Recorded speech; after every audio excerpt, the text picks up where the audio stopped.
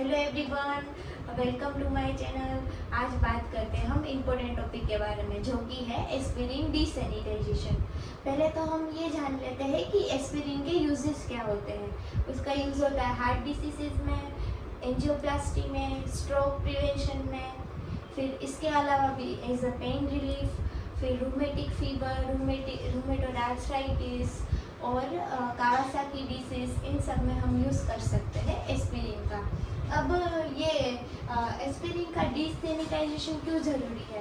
क्योंकि कोई पेशेंट होते हैं जिनमें एस्पिरिन की बहुत ज़रूरत होती है, जैसे कि ये हार्ट डिसीज़, एंजियोप्लास्टी, स्ट्रोक, उन सब में ज़रूरत होती है, पर उनको एस्पिरिन से एलर्जी होती है, तो हमें करना पड़ता है। जैसे कि एलर्जी में आएगा shortness of breath, skin rashes, swelling, ये सब हो सकता है।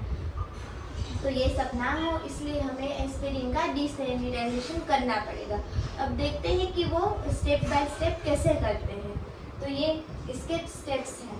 स्टेप में क्या लेना है कि सबसे 3 टेबलेट लेनी है एस्पिरिन की, जो कि हमें करनी है 950 ml पानी में डिज़ोल्व करनी है डिस्टल वाटर में।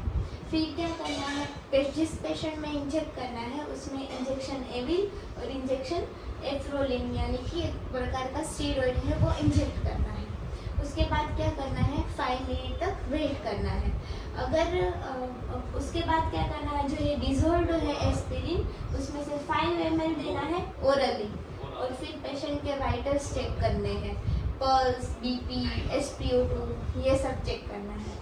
अगर स्टेबल रहे पेशेंट तो ही आगे बढ़ना है। अगर स्वेलिंग ये सब हो, एलर्जी, तो हमें प्रोसेस तुरंत ही स्टॉप करनी है। उसके बाद क्या करना है, step by step her 15 minute में करना है। 15 मिनट के बाद 15 ml, 30, 60, 120, 240 और 500 ml, ये 15-15 मिनट के गैप में करने हैं अगर पेशेंट स्टेबल रहे तो इससे। और अगर एलर्जी होगी तो तुरंत स्टॉप कर देंगे हम।